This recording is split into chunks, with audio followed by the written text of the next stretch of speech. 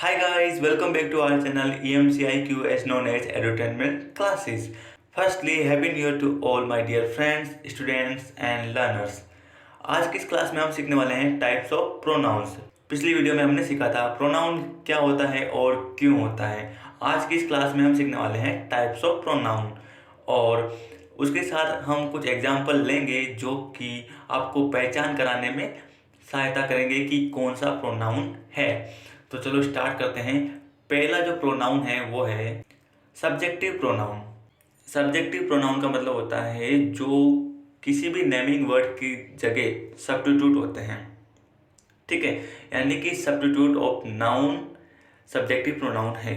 Okay, जैसे कि मैं बता सकता हूँ कि राहुल अच्छा लड़का है। ठीक है, उसके लिए मैं ये भी बोल सकता हूँ वह अच्छा लड़का है, तो उसके लिए he is good boy. Okay, and second sentence ये है कि कोई लड़की है जिसका नाम प्रीति है, उसे हम प्रीति इज ब्यूटीफुल गर्ल ना बोलकर सब्जेक्टिव प्रोनाउन के रूप में सी इज ब्यूटीफुल गर्ल बोल सकते हैं। उसी प्रकार से वी आर ऑनेस्ट, यानी कि हम ऑनेस्ट हैं। इट इज़ लॉयल, और उसी प्रकार हम बोल सकते हैं they are best friend, you are intelligent learner. तो ये सभी he, she, it, they, you, we ये एक सब्जेक्ट की जगह रिप्लेस या सब्स्टिट्यूट हुए हैं। कौन सा सब्जेक्ट? नेमिंग सब्जेक्ट, जो कि कोई नाम रखता है, यानी कि राहुल, रमन, जयपुर, एवरीथिंग। जो नेमिंग वर्ड होते हैं वो नाउन होते हैं, लेकिन उसके जगह जो रिप्लेस होते हैं सब्स्टिट्यूट के रूप में, दैट्स कॉल्ड सब्जेक्टिव प्रोनाउन। ठीक है, नेक्स्ट हम देखते हैं ऑब्जेक्टिव प्रोनाउन। ऑब्जेक्टिव प्रोनाउन का मतलब हो जाता है कि हम किसके बारे में बात कर रहे हैं उसके बारे में बताना। ठीक है, या फिर किसी चीज़ को कनेक्ट, रिलेट करना। ठीक है, तो यहाँ पर मैं बोल रहा हूँ कि आई वॉज टेलिंग अबाउट हिम, यानी कि मैं उसके बारे में बोल रहा था, तो उसको मैं रिलेट कर रहा हूँ, यानी कि आई वॉज टेलिंग अबाउट हिम, मैं उसके बारे में बता रहा हूँ। उसका नाम ना बोल के मैं डायरेक्ट ऐसे बोल सकता हूँ। उसका नाम बोलकर अगर मैं ये बताऊँ तो मैं राहुल के बारे में बता रहा था, या फिर उसका नाम ना लेकर उसको सब्स्टिट्यूट करें एज ऑब्जेक्टिव प्रोनाउन, तो हम बोल सकते हैं I was telling about him. और उसी प्रकार से we call her dancing star, यानी कि हम उसको डांसिंग स्टार बुलाते हैं। ठीक है, और उसी प्रकार अगला सेंटेंस है don't try to fight with it, यानी कि कोई डॉग है जिसके साथ बच्चा मस्ती कर रहा है, तो हम उसको बोल सकते हैं don't try to fight with it, क्योंकि डॉग है, काट भी सकता है। और इसी प्रकार कुछ लड़के हैं जो काम करने में काफ़ी अच्छे हैं, तो उनको रिलेट करते हुए हम बोल सकते हैं we can't fight with them in doing work, हम उनके साथ लड़ नहीं सकते, यानी विद देम। देम यहाँ पर उनको रिलेट करते हुए हमने बोला है, जो कि ऑब्जेक्टिव प्रोनाउन है। उसी प्रकार बिलवारा इज आर सिटी। ठीक है, तो इसे ही हम ऑब्जेक्टिव प्रोनाउन बोलते हैं।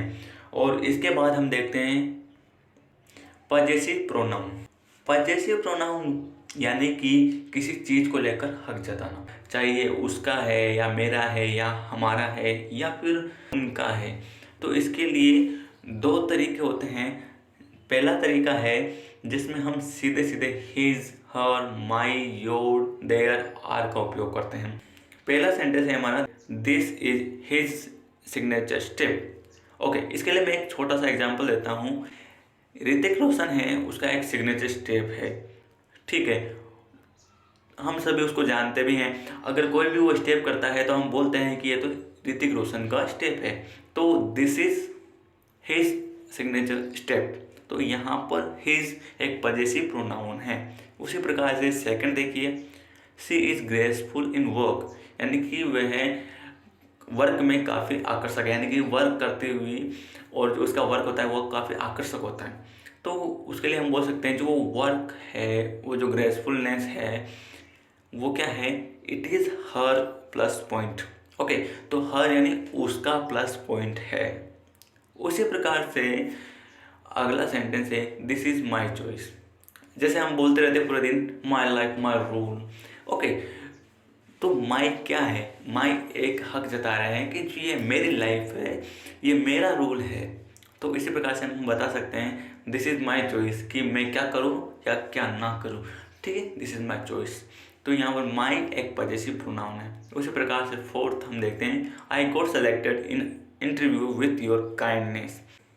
तुम्हारी काइंडनेस की वजह से मैं इंटरव्यू में सेलेक्ट हुआ है, क्योंकि उसने मुझे इंटरव्यू के लिए प्रिपेयर किया है। अगला सेंटेंस है, दे will be unstoppable because their strength. यानी कि कुछ लड़के हैं जो दौड़ में काफ़ी अच्छे हैं, उनकी स्ट्रेंथ है दौड़ने की, वो काफ़ी पावरफुल है। तो उनके लिए हम बोल सकते हैं they will be unstoppable because their मतलब उनकी, और स्ट्रेंथ मतलब ताकत। तो उनकी ताकत की वजह से, मतलब जो ताकत है उनकी है, पॉजेसिव प्रोनाउन है। उसी प्रकार से लास्ट सेंटेंस यहाँ पर है, we love our family members. मतलब हम हमारी फैमिली को प्रेम करते हैं, प्यार करते हैं। ठीक है, तो यहाँ पर आर फैमिली मतलब हमारी फैमिली, आर पॉजेसिव प्रोनाउन है। और उसी तरह से सेकंड जो टर्म है पॉजेसिव नाउन का, इस प्रकार से है, his, hers, mine, yours, theirs, ours. ठीक है, इस प्रकार जो सेंटेंस होते हैं उनमें हम किसी भी चीज़ को बोलकर ऐसे बताते हैं जैसे कि हमें किसी का ध्यान आकर्षित करना हो, या फिर उस चीज़ पर जोर देते हैं जो हम बताना चाहते हैं। तो यहाँ जो पहला सेंटेंस है, this signature step is his, यानी कि यहाँ पर मैं बता रहा हूँ कि ये जो सिग्नेचर स्टेप है उसका है, यानी कि ये जो सिग्नेचर स्टेप है वो ऋतिक रोशन का है। ठीक है, यहाँ पर हम ये भी बोल सकते हैं कि this signature step is Hrithik Roshan, या फिर हिज। ठीक है, और सेकंड सेंटेंस है, it is new book. Okay, ये न्यू बुक है, इट इज़ हर्स, यानी कि ये है नई किताब है और ये है उसकी है। ठीक है, किसकी है? उसकी है। और I love you and you are mine, ये सेंटेंस तो आपने काफ़ी सुना होगा कि यू आर माइन यानी कि तुम मेरी हो। तो ये सेंटेंस आपने काफ़ी बार सुना होगा और आप बोलते भी होंगे। एंड फोर्थ सेंटेंस है, आई हैव रीड 10 बुक्स, यानी कि मैंने 10 किताबें पढ़ी है, एंड आई लाइक योर्स, है ना। तो ये मैं क्या बता रहा हूँ कि मैंने 10 बुक पढ़ी है एंड मुझे तुम्हारी बुक पसंद आई, यानी कि योर्स।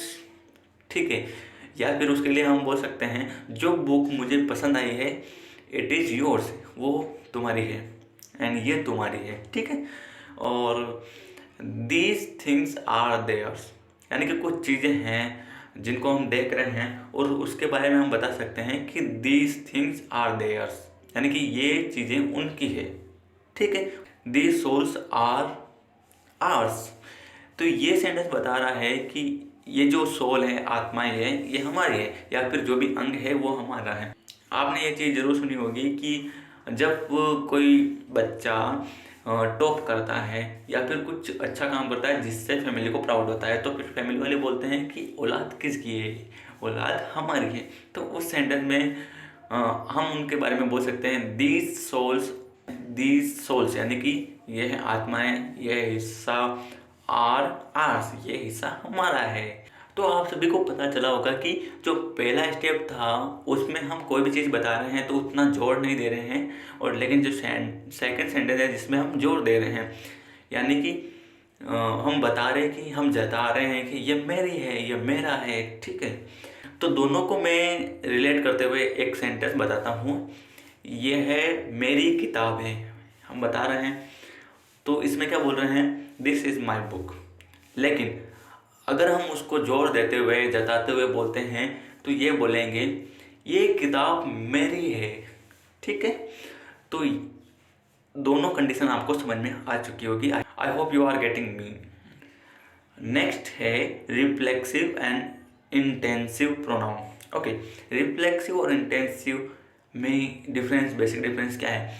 यहाँ पर पहला जो सेंटेंस है, Ram will do it himself, and second sentence जो मैंने ब्रैकेट में डाल रखा है, Ram himself will do it. ठीक है, तो Ram will do it himself मतलब राम खुद कर लेगा, है ना, जो भी करना है वो ये खुद कर लेगा। लेकिन Ram will do it himself वो है रिफ्लेक्सिव प्रोनाउन, लेकिन जब उसी चीज़ को हम जोड़ देते हुए बताते हैं वो sentence Ram himself will do it, ये है इंटेंसिव प्रोनाउन। देखो दोनों में अंतर क्या है, राम ये खुद कर लेगा और जो ब्रैकेट में मैंने सेंटेंस लिखा है Ram himself will do it, इसका मतलब है कि राम खुद ही ये कर लेगा। आया समझ में? तो इसमें मैं जोर लगा के बता रहा हूँ कि राम खुद ही कर लेगा। तो यहाँ पर जब हम बोलते हैं कि राम ये खुद कर लेगा, तो जब हम रिफ्लेक्सिव प्रोनाउन का उपयोग करते हैं तो हिमसेल्फ लास्ट में, यानी कि लास्ट में आता है। और जैसे ही हम सब्जेक्ट के बाद में उपयोग करते हैं तो जोर दे के बताते हैं कि राम खुद ही कर लेगा। ठीक है। सेकंड सेंटेंस देखिए, सी कैन कोरियोग्राफ डांस हरसेल्फ, यानी कि वह खुद कोरियोग्राफ कर सकती है, डांस कोरियोग्राफ कर सकती है। लेकिन उसी बात को जोर देते हुए बताते हैं तो सी हरसेल्फ कैन कोरियोग्राफ डांस, यानी कि वो खुद ही डांस कोरियोग्राफ कर सकती है। एंड नेक्स्ट सेंटेंस देखिए, काफ़ी अच्छा है, knowledge can't come itself to you, यानी कि हम बोलते हैं कि नॉलेज खुद आपके पास नहीं आती, यानी कि हमें कुछ पढ़ना पड़ता है, वो खुद हमारे पास नहीं आती है। ठीक है। और उसी सेंटेंस को हम जोड़ देते हुए बता रहे हैं knowledge itself can't come to you, यानी कि नॉलेज खुद ही तुम्हारे पास नहीं आने वाली है ना। हम बोलते हैं ज़्यादातर नहीं आ सकती है। You will go Jaipur your self, मतलब तुम खुद जयपुर जा रहे हो। यहाँ पर दो चीज़ें हैं, your self and your self. Suppose कीजिए अगर आप, यानी कि आपका नाम है राम और मैं तुमको बोल रहा हूँ कि तुम खुद जयपुर जाओगे। ठीक है। दूसरी कंडीशन में ये है कि तुम 4 जने हो और तुम खुद जयपुर जाने वाले हो, तो मैं आपको बोल सकता हूँ कि you will go Jaipur your selves, यानी कि ये प्लूरल के रूप में यूज में आ रहा है। और अगर मैं सिर्फ तुम्हारे बारे में बात कर रहा हूँ, यानी कि सिंगल पर्सन के बारे में, तो you will go Jaipur your self. उसी चीज़ को हम जोड़ देते हुए you your self will go Jaipur, यानी तुम खुद ही जयपुर जाओगे। ओके, तो आप इस चीज़ को रिलेट कर सकते हो। लास्ट सेंटेंस है we should reform habits ourselves, यानी कि हम खुद हमारी आदत को रिफॉर्म यानी कि सुधार सकते हैं। उसी चीज़ को जोड़ देते हुए बता सकते हैं we ourselves should reform habits, यानी कि हम खुद ही हमारी हैबिट को सुधारना चाहिए। ठीक है। And we should reform habits ourselves, इसका मतलब हमें खुद हमारी हैबिट को सुधारना चाहिए। ठीक है। तो इस तरह से हम रिफ्लेक्सिव और इंटेंसिव प्रोनाउन में डिफरेंस कर सकते हैं। ठीक है गाइस, नेक्स्ट हम देखते हैं indefinite pronoun. Okay, indefinite pronoun indefinite भी बोल सकते हैं। और यहाँ पर क्या है कि हम कोई ग्रुप होता है उनको हम नाम से तो बुला नहीं सकते, या फिर इनका यूज़ क्यों होता है ये भी चीज़ हो सकती है। जैसे कि एक छोटा सा एग्जांपल देता हूँ कि मेरे 4 फ्रेंड हैं, आशीष है, लोकेश है, राहुल है, प्रदीप है। ठीक है। अब मैं बता रहा हूँ कि राहुल मेरा फ्रेंड है, आशीष मेरा फ्रेंड है, लोकेश मेरा फ्रेंड है, प्रदीप मेरा फ्रेंड है। लेकिन इसके बजाय इंस्टेड ऑफ इट मैं बोल सकता हूँ कि ऑल आर माई फ्रेंड्स, यानी कि सभी मेरे फ्रेंड हैं। तो उस कंडीशन में, तो इस कंडीशन में हम इंडेफिनिट या फिर इंडेफिनाइट प्रोनाउन का उपयोग करते हैं। और उसी प्रकार से यहाँ सेंटेंस है ऑल आर गुड एम्प्लॉयज़, मतलब सभी अच्छे एम्प्लॉयज़ हैं। और उसी प्रकार से अगला एंड नेक्स्ट सेंटेंस है बोथ आर माई कलीग्स, यानी कि मेरे जो फ्रेंड है आशीष एंड लोकेश दोनों EMCIQ से जुड़े हुए हैं और दोनों मेरे कलीग हैं। तो उस कंडीशन में मैं ऐसे बोलूँगा लोकेश मेरा कलीग है, आशीष मेरा कलीग है, तो मैं ऐसा डायरेक्ट भी बोल सकता हूँ कि दोनों मेरे कलीग्स हैं, तो बोथ आर माई कलीग्स। ठीक है। और नेक्स्ट सेंटेंस देखिए, banana will be distributed to each student, यानी कि जो बनाना होगा वो सभी स्टूडेंट में बटा जाएगा। ठीक है। तो मैं वहाँ पर बहुत सारे स्टूडेंट होंगे, यूँ तो नहीं बोलूँगा कि रमन को भी बनाना बांटा जाएगा, राहुल को भी बांटा जाएगा, तो सभी को, यानी कि ईच मतलब प्रत्येक स्टूडेंट को बांटा जाएगा। ठीक है। एंड लास्ट यहाँ पर सेंटेंस है देयर आर मेनी पार्टीज। आप मैरिज पार्टी की बात करो, बर्थडे पार्टी की बात करो, या फिर इलेक्शन में जो पार्टीज होती है उनके बारे में बात करो। ठीक है। तो देयर आर मेनी पार्टीज, तो पर्टिकुलर पार्टी के बारे में नहीं बोल रहे हैं, हम बता रहे हैं कि यहाँ पर बहुत सारी पार्टीज हैं, एक एक को बताने की आवश्यकता नहीं है। तो देयर आर मेनी पार्टीज। ठीक है।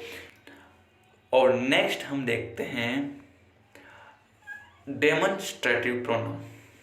ओके, इसका मतलब होता है कि हम किसी भी चीज़ को, इसका मतलब होता है कि हम किसी भी चीज़ को पॉइंट आउट करते हुए उसको इंडिकेट करना, उसको दिखाना। ठीक है। तो उसको हम क्या बोलते हैं, डेमोन्स्ट्रेटिव प्रोनाउन। जैसे कि दिस इज़ माई बुक, यानी कि मैं इशारा करते हुए बता रहा हूँ दिस इज़ माई बुक। और सेकंड सेंटेंस भी ऐसा है कि that is my student. Okay, student है जो मेरे से थोड़ा सा दूर खड़ा है और आप मेरे साथ में हो, तो मैं आपको बता रहा हूँ दैट इज़ माई स्टूडेंट इशारा करते हुए। लेकिन अगर बुक मेरे पास है तो उस कंडीशन में मैं क्या बोल रहा हूँ, दिस इज़ माई बुक, लेकिन थोड़ा सा वो दूर है और मैं आपको बता रहा हूँ दैट इज़ माई स्टूडेंट इशारा करते हुए। ठीक है, उसी प्रकार से यहाँ पर बहुत सारे पागल लोग भी हैं, तो उनके लिए हम बोल सकते हैं दीज आर इंसेन क्रिएचर, मतलब वो क्या है, पागल प्राणी हैं।